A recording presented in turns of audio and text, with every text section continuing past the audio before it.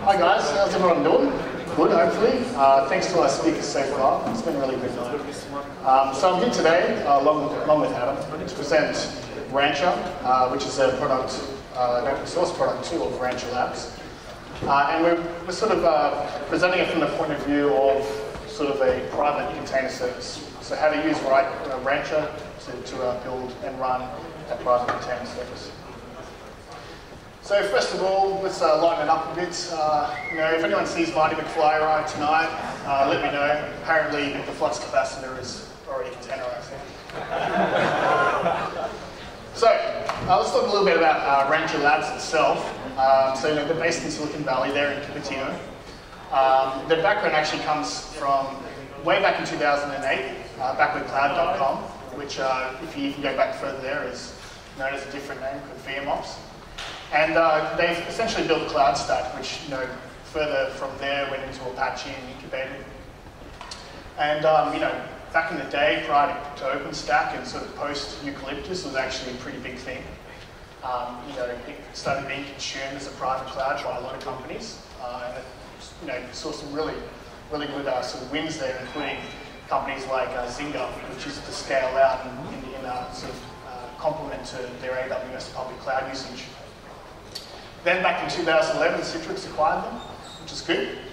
And then later on, I guess the team there, all those guys were sort of wanting to move on to bigger and better things, and they started Rancher Labs back in 2014. And Darren Shepherd, one of the founders and CTO at Rancher Labs, is a member of the Docker Governance Advisory Board. You might know him on GitHub as I Build the Cloud, which is did systemd Docker and a few other contributions to the community, and he's a big contributor there. So Rancher Labs today, just with what they've been doing, in particular with Rancher and some of their other products in the GitHub repositories, effectively, 40,000 pulls of the server of that image from DocHub. You're looking at over 450,000 at the moment pulls of the Rancher agent, which effectively is what runs on each of your Rancher or Docker hosts that are managed by the server. And there's already 800 beta registrants with the company. They're still in the pre-1 stage, and it's getting really close to V1, to the GA, hopefully by end of year. And they're kind of releasing weekly in that respect, so sort of weekly sprints and doing the whole GitHub open source thing. So let's have a bit more of a look at what they're doing on GitHub there and in the community. So first, like I spoke about, is Rancher, open source container management platform, orchestrator, sort of jack of all trades, but does a lot of really cool things. And that's what we're talking about tonight. But essentially, it's a doc image, runs in a container, and it's a UI and an API. Rancher OS, or OS, is actually a very minimalist container operating system. It's only 20 meg, and it actually runs two Docker daemons, a system one and a user. So it's actually quite a different way of looking at things. And if you're more of a system kind of person, Docker, actually, the Docker daemon runs at PID1 instead of a init here, which is pretty cool. Moving on, recently, sort of in the Docker plugin space is Convoy, which is a storage plugin essentially. And this will allow you to actually run volumes backed by VFS or EBS. And you can also do backups to S3 and restores back to it. So that's fairly early, but it's showing some really good signs of being a practical thing to use. You can use it in EC2, but you could also potentially run it on hosts in another cloud or on-prem and back up to S3, for example, and restore back that way. Another cool little guy here is Rancher VM. For example, you can run KVM images in a Docker container. Not so popular, but it was very cool to actually see that happen. It shows the sort of potential of virtualization crossing across the sort of container space. And sort of kind of recently here, libcompose. So Rancher has something called Rancher Compose. And it's a Docker Compose compatible CLI client, but it's actually built in Go. And what they did is instead of sort of putting in one sort of Go package, they did it in libcompose first for the core lib library. And they managed to get us upstream into Docker itself. And you may have noticed that Rancher also sponsored the Global Hack Day recently. So you can use this right now, and if you're sort of wanting something to implement in sort of Docker Compose in your application or something systems-wise, this guy's already available. And who knows, maybe we'll see Docker Compose port from Python over to Go in the future and use this guy to call. Fingers crossed. So sort of moving back on topic here to the main subject, which is using Rancher as a container service. And you'll notice, everyone's probably tried these guys out, Amazon or Google's container service. There's a few others out there as well. And they work quite well. They've got a fairly good feature set at this point. But they may not have a few other things that you might want to do. And they may not have the flexibility of sort of doing on-prem, doing multi-cloud for your host and things like that. Excuse me.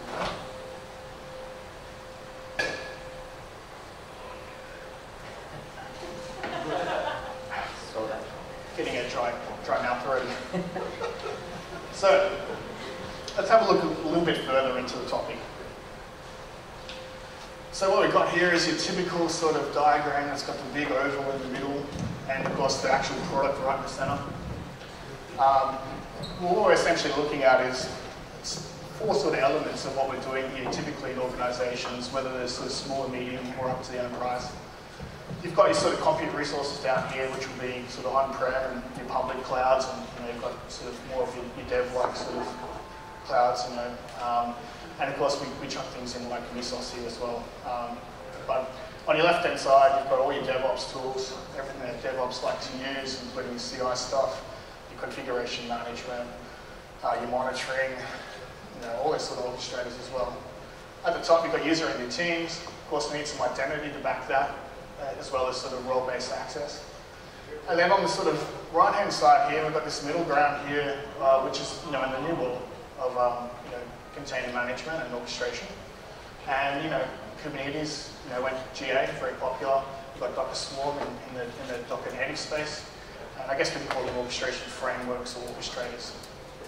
And what we're sort of saying is Rancher can sit in all the middle of that. It can hook up to your identity. It can integrate with your tools. It can run or manage your orchestration systems. And of course, it will sit on top of this infrastructure here, whatever you've got. So let's break it down a little bit more in terms of what a private container service might be, sort of from a layered stack point of view. So we start off with whatever it is, and we sort of say in the back end, we need some user identity and users to it, which will be the typical directory. And in Rancher's case at the moment, it might be LDAP or it might be GitHub auth that does support that. We'll also support local login from your shell. And of course, now we get into the actual sort of implementation of what you're running in terms of environment and what resources would exist inside an environment. So we start off with sort of like a Docker host. We get some more Docker hosts, and we sort of move up into it may not be large scale, but something that orchestrates that, which might be Docker Swarm, multiple Docker hosts. There needs to be some kind of connectivity here between it all. Then, of course, we have multiple teams, multiple environments. There might also be potentially other sort of orchestrators in this space, like Kubernetes. Whatever you might want to run. Typically, all these kind of Docker solutions that orchestrate or do things, they run in the container. So we're kind of saying, hey, to run in the container, it's chicken and egg though. We need something to provide that egg, or a chicken to create the egg, or it's always going to be like, where do you automate? Where do you start? What manual steps are there? But something more complex, like maybe Kubernetes, might need something to manage it. So Rancher can help out there. That's the next layer. So potentially, it's not saying Rancher is an alternative. It's saying yes, you could just use Rancher. For example, me and Adam just do use Rancher. Australia is kind of fairly small scale compared to the rest of the world.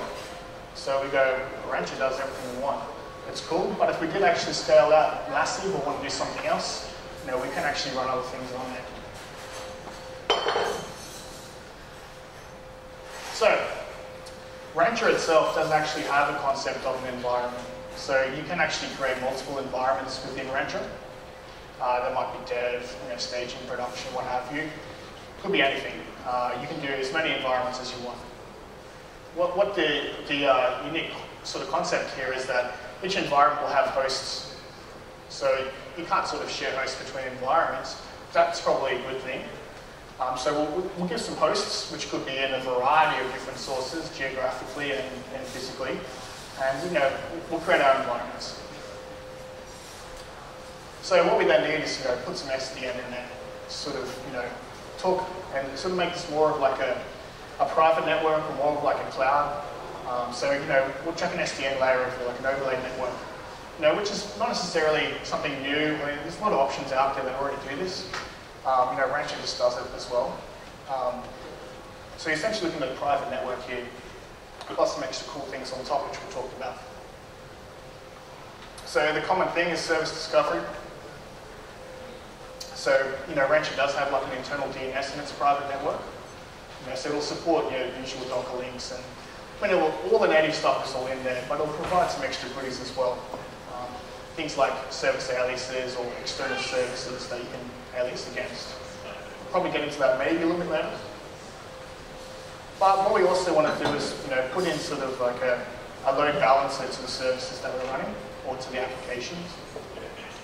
And in this particular case, the way that Rancher does that is it does it in a very nicely abstracted way, and it's essentially HA proxy in the container, but you don't actually have to worry about the underlying service discovery or manually configuring it or telling it.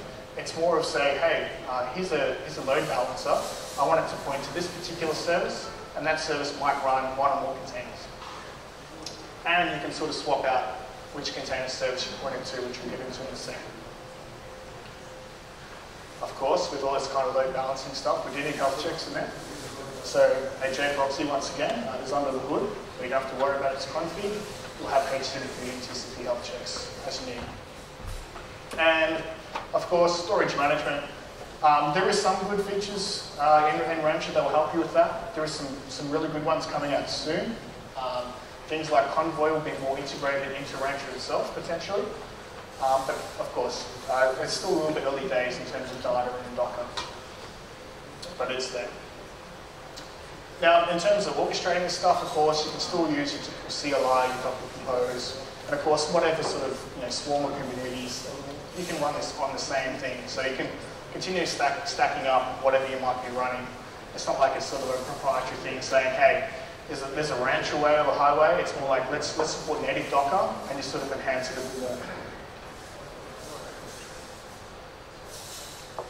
So I guess next we sort of get into what we've probably all seen before, which is a typical sort of pipeline. You build, so develop, build, and then package it, test it, deploy it, and then you've got production, ops, all sort of stuff. So I'll run through this one quickly, pretty quickly. You've got your build environment, which could be based in Rancher. You've got the CI here, which could be Jenkins, could be whatever.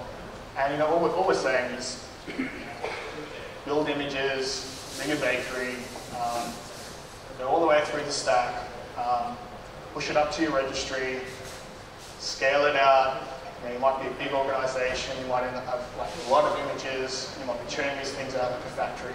Whichever way, it's cool. I think we're all pretty familiar with that sort of pipeline in terms of the dev, build, test, deploy. So now we're talking about sort of a bit more on the test side. So we've gone through all of that. We can still use the CI to then actually do integration tests. So what we're looking at on a more practical level is we've got a load balancer service here, and we've got the application service being Tomcat. You've got a database tier and an occasion tier here, and we'll deploy those with Rancher in the relevant Docker services. You're looking at an image per tier, minimum of one container, for example. And then we'll say, we'll just pop up an extra test container, which might run whatever we need to then do integration testing across all of those. Might be from the client side or what have you.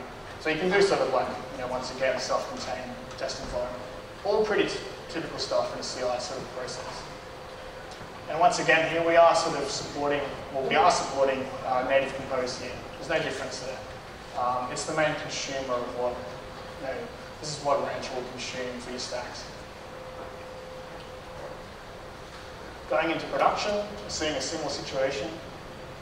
So I'm not sure how familiar you are with sort of Docker Compose.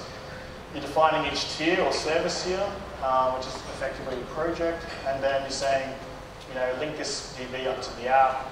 You've got an extra tier, basic stuff.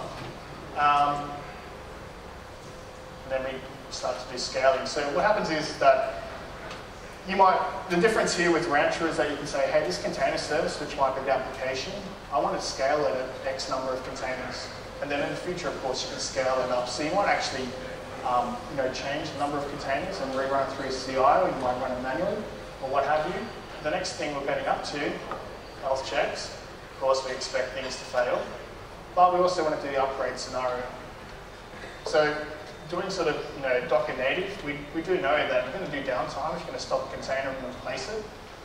And one of the main things, at least what me and Adam have been doing with Rancher, is using it for zero downtime upgrades, particularly with the applications here. So we're saying n+1, and then let's then point the LB to the new container service. And then what happens there is that you've got the HA proxy in the container, which has got the health checks. That really helps. You're then swapping it over, so all new TCP connections that come through will point to the new container service. But also, because we're potentially stopping the original container service here with the app, HA proxy natively is not going to sever existing connections. It's going to wait for those to close. So we expect that HTTP connections will close pretty fast, a few seconds, maybe 30 seconds. If you've got long TTL, it can sit there for ages. And the upgrade process that Rancher Compose supports will actually abide by that. So in theory, we haven't got really any edge cases here that will see kind of downtime, which is a good thing. So, with all that being said, the timing today was just a little bit off because tomorrow, in theory, or at least very soon, there's going to be a new sort of feature coming out in Rancher, which is like a catalog, a service catalog, or a self-service catalog.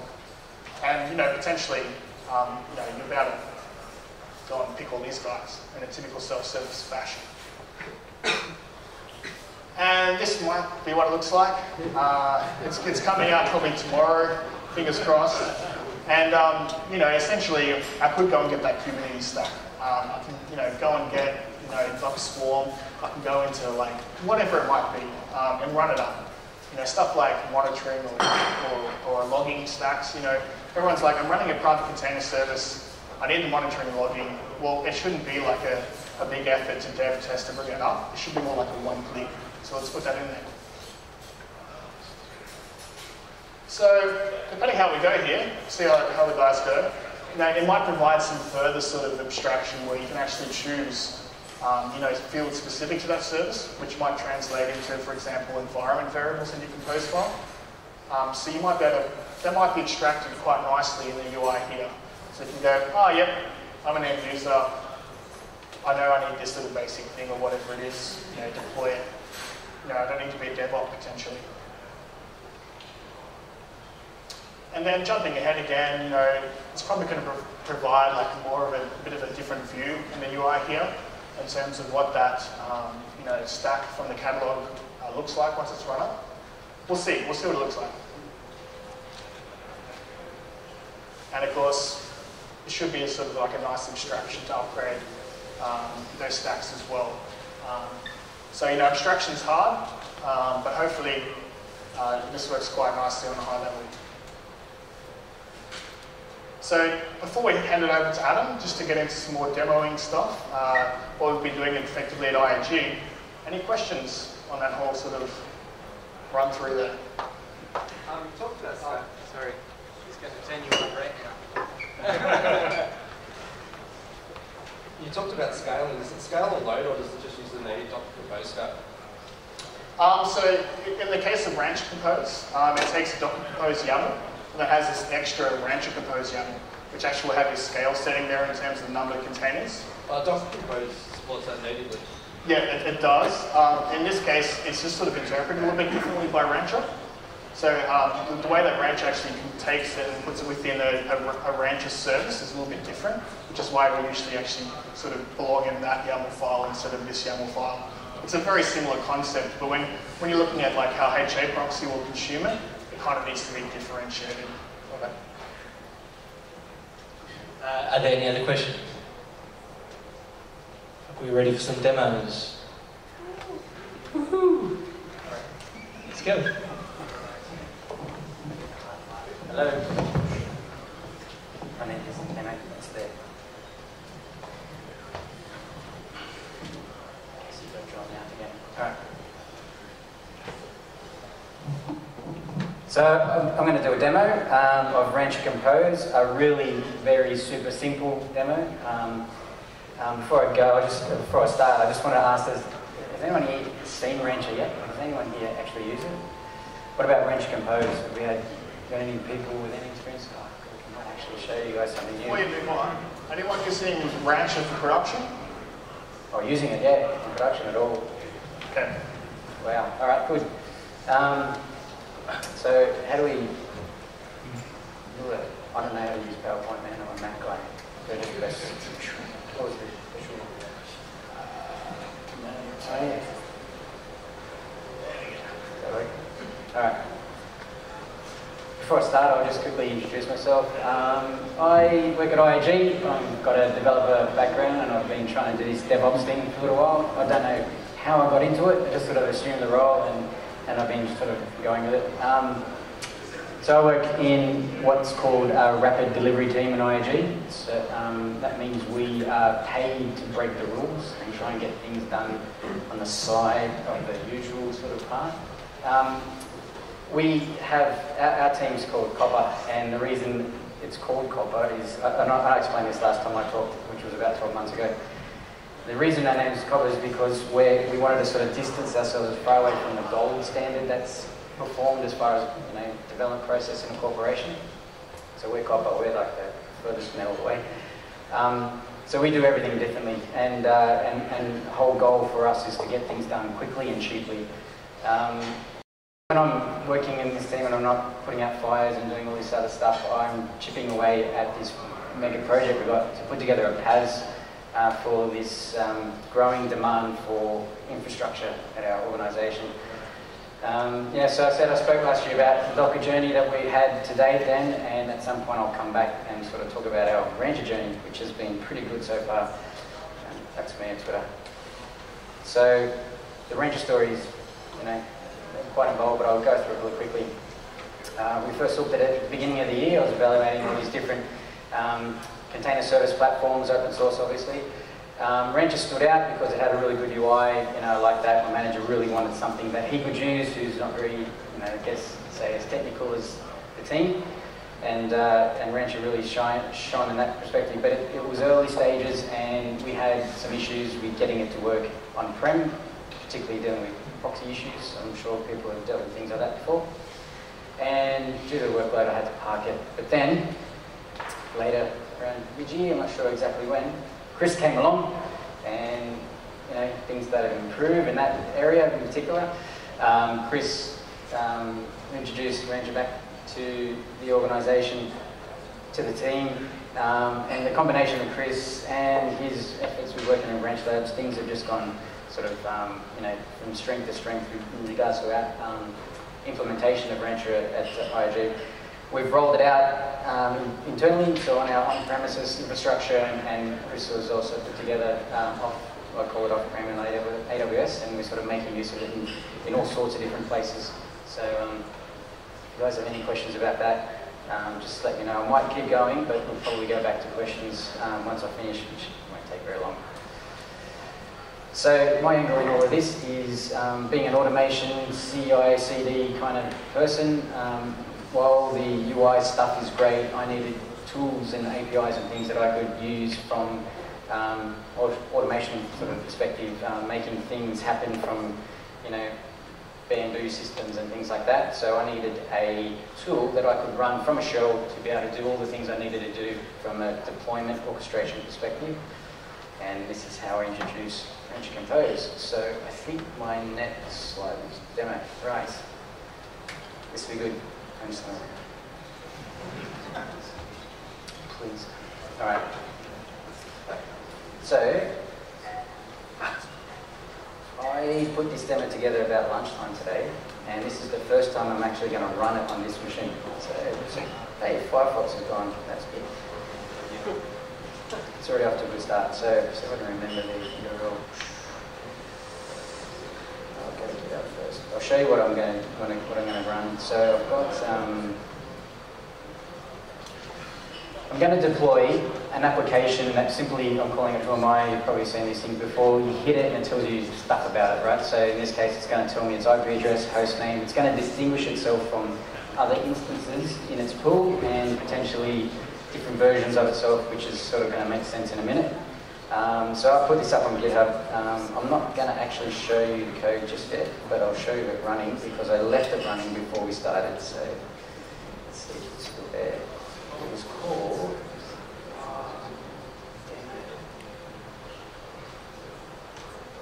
Why isn't it coming up?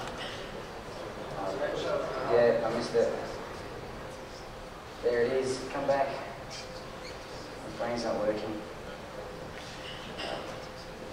All right. Well, here we go. Here's Rancher, and on Rancher itself, I've added a host, and this is where the service is going to run. So I'll copy that. Please be running. Oops, on the board.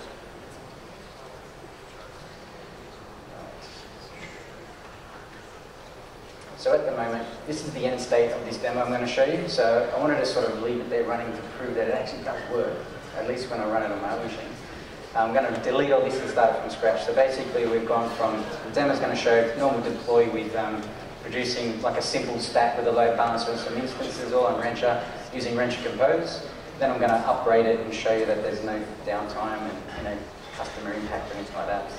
So for you guys who have not seen Rancher before, here's a view. Actually, I know what I've done. Obviously, like the address.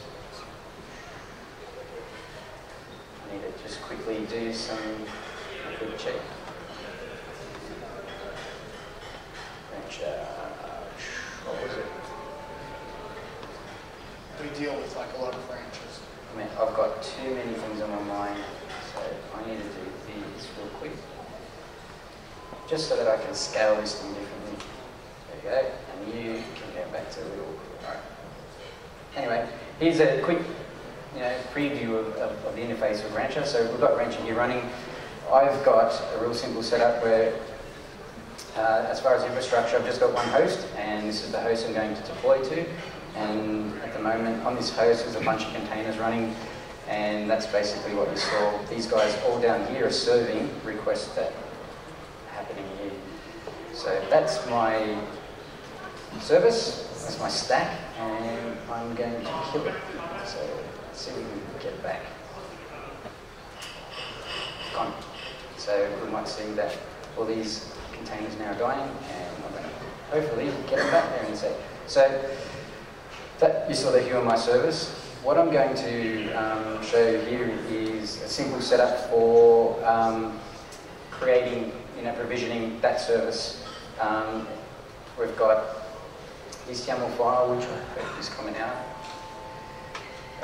This YAML file, Docker Compose, people I think are familiar with something like that more so than the Rancher Compose stuff.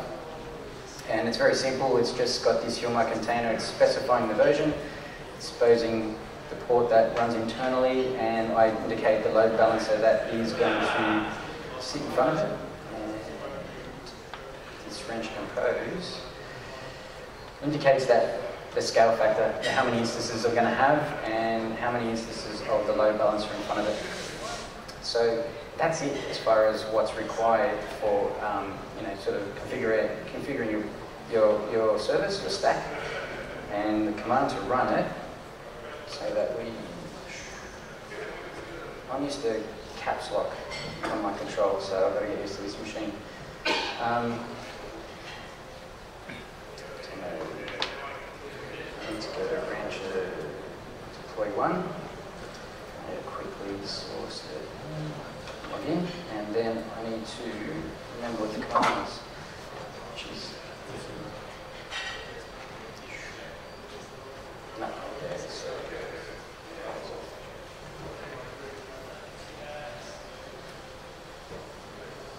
sorry guys, I wish I had more time to prepare this, but I didn't. Like I said, I do this at lunchtime. So anyway, here's the command. Rancher Compose. I'm just specifying a particular project name. I'm running the directive up and running with -B so that the the command exits after it's successful. And it's now talking to my Rancher service. I should have had this ready. And you can see that a load balancer has been deployed and all these Hue services are coming online, and you should start seeing version 1 state. And there's a bunch of containers there. I wish I had more screen space to be able to sort of show you this a bit better. In any case, that's it for a simple deployment. Like I said, this demo is really simple. The good bit is the upgrade, which there was more to show as far as this application's functionality, but there isn't much. If I go to deploy to, I'll quickly show you what is required to configure an upgrade to version 2. And it's a simple matter of updating the bits that change, I guess, from service 1 to 2. So we've got the Who service 1 that we're upgrading. The Who service 2 is specifying the fact that we're going to version 2. Otherwise, everything else is the same. It doesn't mention the load balancer because that won't change. And so we will see, if I pull up the graph, we should see this happen in real time. And what I'm going to do down here, if I can just squeeze all this in, this is not going to look that good. I'm going to actually smash the service with lots of requests.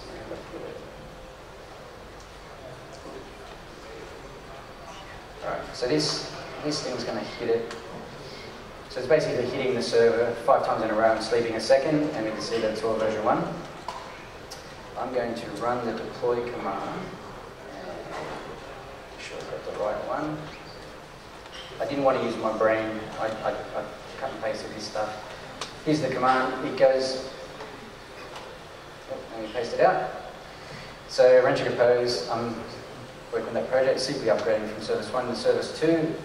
It's going to use that YAML configuration to work out what to do, and we should actually see rollover, and hopefully we won't see any sort of 404s or anything, any server errors and stuff like that. What we should start seeing is some of these version 2s coming online, and version 1's slowly getting retired. And yeah, so that's pretty much it. I was going to say about that.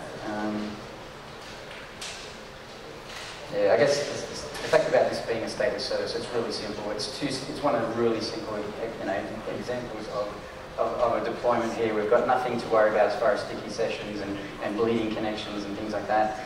But I try to keep this as simple as possible.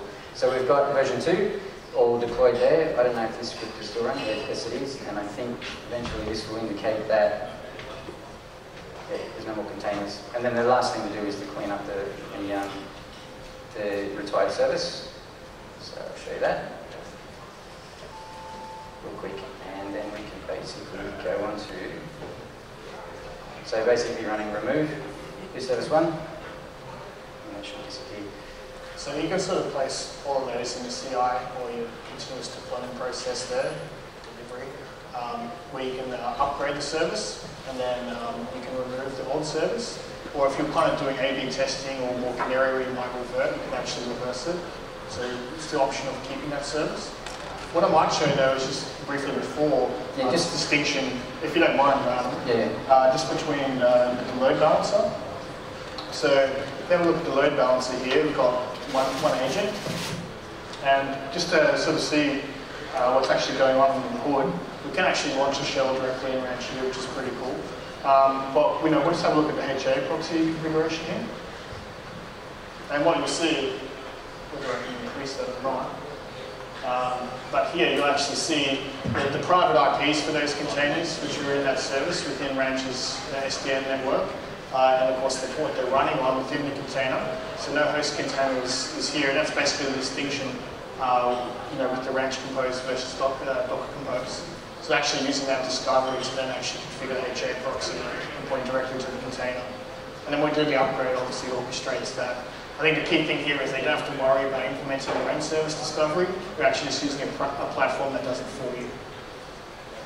So, yeah, okay, I just wrapped it up basically by saying, like, it was a sort of a bit long-winded, but the idea of the demo was that I was interacting, orchestrating, doing everything I needed to do from the command line, so I can basically make use of all of this sort of stuff in my orchestration automation platform. Basically showing the fact that this tool is best of both worlds. It has the rich UI and it also has a really useful remote control tool that I can use for orchestration, and that's it. At this stage, I don't know how much time we've got, but probably getting there, but maybe just show the YAML around it as well in the UI for the snap. All right, just so with the, where do I go? It's view config. So it will actually dump this back to you. So in theory, like if you're doing this, from command or in the CI, you're going to be able to feel it back here. What we can also do from a design point of view is create all these stacks, services, everything within Rancher, and it's going to pop this back to you. And then you go back and you put in your source control and you run it through your CI pipelines and so forth. So that's what I personally do. I don't actually start with code or from the YAML point of view and write these files. I actually install them in here and then I bring it back. So at this stage we're completely winging it. We haven't sort of prepared anything beyond this point. And yeah, so I guess it's a matter of sort of wondering what people want to see more of. And I mean, it's just, we were talking about this, after lunch before we went to the pub, as preparation for our talk. There's just so much to show. Like, what do we show? What do and this is just like a hello world example. So we'll probably come back and show a bit more advanced sort of topics. But what we basically encourage is, try out Rancher. It's technically one command. Docker run, bring up the server, wherever it might be with the Docker daemon, and play around with it. It's got really good documentation. It's all open source on GitHub. You'll be able to run up, whatever you need to. And in the future, we'll come back and we'll show you some more tutorials and so on. Yeah, I'll put all that stuff on GitHub. I can sort of ping me if you want the links, and I can show you the stuff, and you can run through the demo yourself if you like. So that's it, guys. Unless there's any more questions or anything at all. Yeah, any questions? Wrap it up. Yeah. There we go. Is that working? Oh. Thanks for showing us that. It looks very similar to Tutum. I don't know if you're familiar with that. Yeah, it has some similarities, and I think they share some libraries as well in the UI. Many people in the Tutum forums say that Rancher is kind of the OS version of Tutum, which is a commercial product.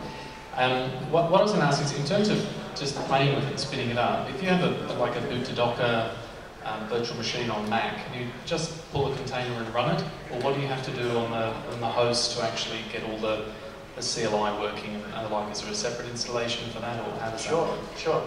So yeah, you can run the container anywhere. Boot to Docker, Docker machine, whatever you might like. Rancher Compose is just distributed separately. So it's built in Ghost. It's still like a standalone single executable. You can just download it from the GitHub, which will come down to tarball or whatever. But also, if you have a look here in the UI, it'll actually provide a simple download link here to pull it down from the server with its version. And the nice little cattle logo here will actually tell you what this release is. The Rancher cattle's actually the app behind it, and then the UI's got a version, and that's the Compose version. So you'll find that in each release, usually kind of weekly, there's new features in Rancher Compose, like that upgrade one that came out a couple of weeks ago. You can always use the latest Rancher Compose because it's backwards compatible. So you generally just go to GitHub or whatnot and install it. It's compiled for Linux, Mac, Windows, what have you. That's really easy to install. And it can work with your Docker Compose straight up if you wanted it as a straight out replacement. It's compatible in that respect. But yeah, it's the sort of extra things like the upgrade. That's where Rancher Compose comes in. But once again, going back, it's this sort of load balancing, sort of A/B upgrade. It's really cool. And could I ask, in terms of, say, comparing it to, say, Mesos Marathon or something like that as an implementation, which is, we have an implementation of that nature, how does it run with things like masters, slaves, and workers? And is this an agent that's deployed on every node, or how does it actually function in that? Sure. So what I personally did and over at IAG was choose Rancher because it's a very light solution. But it can be actually that solution that drives and sets up your Mesos or whatever it might be. So as I was showing before, you can run that on there, no problem. But every single sort of load balancer you run up, you'll find that it just has like another container that runs that particular service. So in this case, I ran up a load balancer service. It's got a container called LB agent, which is the HA proxy. For each host, there is an agent container or instance agent. So what you're looking at is one container for each host for connectivity back to the server, and then some of the services you'll run will have an extra container. So it's actually still pretty lightweight, and there isn't a concept of workers or additional kind of things which starts to become sort of heavy. It's more of a basic system to deploy to control Docker hosts in a different way, in a better way, I guess you can say. Well, I mean, it was a little bit early for us, so we went Mesos Marathon a little while back. But every time I work with Tudum, which looks very similar to Rancher, I weep and assume the fetal position when I have to go back to Mesos Marathon as an implementation. It's, yeah, it looks great. So how close to, when you say it's almost going to be released as GA, you guys are using it in production now, or? Yeah, we are. So the one thing to keep in mind, at the moment, you'll find the V1 milestone in GitHub set to end of December. It was going to be kind of around this month, but they're sort of moving it forward a bit for a bit more features and a bit more QA. But we're using it in production. The one thing to keep in mind is that upgrades are technically not supported in terms of it could break stuff, particularly if you might jump one or more point versions. So we're kind of trying to avoid upgrades. What we'll do is we'll have everything in source control and CI, so we can just replace the entire Rancher and everything else. But you would generally run Rancher on a separate host. It does need a gig for its, it is a Java application, so you might only need half a gig memory to run it. But sometimes when you're doing more heavy stuff, it's going to want the 1 gig. Not much, but basically just run it on a separate host so it's easy to maintain. Which might just be an EC2 instance or whatever, DigitalOcean, wherever it might be. So we just try to avoid upgrades for the production instance of Rancher, but we'll actually run multiple Ranchers for other environments. But then once GA comes out, upgrades are supported, and we'll run the HA setup. So if you check out the docs, it's actually multi-node setup, which is HA. It's got Zookeeper in there. You might use your RDS or whatnot for your database. It's actually MySQL on the back end. So yeah, it's just the upgrade thing. So we did have a couple of experiences where, of course, the upgrade kind of broke a couple of things. You do volumes from with your container, but yeah, it's expected. It's pretty clear in the box. Just mentioning that while we were performing these upgrades, because it's itself just a container, the Rancher server is just a container. When it breaks, it doesn't impact anything else that's running on the Docker host. So there was a period there where we've had Rancher, the server going down and not impacting anything that's actually running in production because it's there on the side, and you fix it and get it working again, and then it picks up basically, resumes operation from where you left it. So that's been the experience we've had so far with it. So I mean that approach is just awesome. Peace of mind, I guess, when you're making changes to the platform. Yeah, the internal network itself is basically like your same times. Particularly when it's geographically. So incoming on the Rancher server is port 4500 and 500, and that's the main requirement. You'll see that the proxies are available for most of the kind of networking that you need to do, for a corporate situation like we are. But yeah, if you're going to go out into Ethernet, you probably need those 2 ports. We'll probably see in the future that probably WebSocket tunnel, those kind of things eventually when they become higher. Any other questions, guys? I know Gerhard's keen to probably... Oh, no, that's fine. As many questions you like, it's for you as a community event. Yeah, thanks for the talk, guys. I've been investigating it and looking at the environments aspect. Do you guys use it and do you share things between environments? I sort of had this concept where I'd have our tooling in one environment and, dev test, whatever, in another environment, just have one Rancher installation. Sounds like you guys might run just multiple branches. The reason that we run multiple branches in this case is more of the size of the organisation, and that they've got separate cloud accounts and on-prem sort of tenancy. And so initially we were going to have a single branch, but we just in the end things evolved at different paces. I guess the on and off-prem stuff just went the same sort of separate ways. You got buried in that work in that direction, I went in this direction. And that, but it doesn't mean it has to be. So we, plans to bring it all back together under a single platform eventually. Yeah, because in an enterprise, you kind of need to buy in for it to be like a sort of goal support level, where it's, you know, so that's where we'll wait for the HA so that we can have, you know, sort of products, you know, support the database, support, you know, just the general life of the things. At the moment, you know, it's self-managed between these teams and myself and Adam, but it was actually physical restrictions. So, you know, we might have an AWS account with, you know, direct connect hooked up here. You know, there's no internet gateway out through the AWS, but then we'd have like another AWS account which would have the IGW, but would have no internal access to back-end systems. So we just kind of end up being two. But, you know, the cool thing is you know, you could, this stuff's easy to boot up, and if you have a quick look here, one little basic thing that I created is Rancher test run. And I mean, all it is a vagrant file that actually stands up 3 containers. One is Rancher server, one is a Rancher agent, so one Docker host effectively, and the other third one is a Core OS container, just for fun, but it basically is the Rancher compose container. And if we have a quick look at like the vagrant file here, all it does is, you know, it's private networking. It's just based on that, so they can connect together. And then at the end, I just run up a, you know, a basic app, a web app in a container, and then I just sort of do a test down the bottom just to make sure it's returning something in the body of the HTML. And this was actually because, like, you know, we did run into some upgrade problems. So all I wanted to do was to actually see whether the problem's in the actual release of Rancher or whether it's in the upgrade, and of course it proved that it was in the upgrade because the version clean was no problem.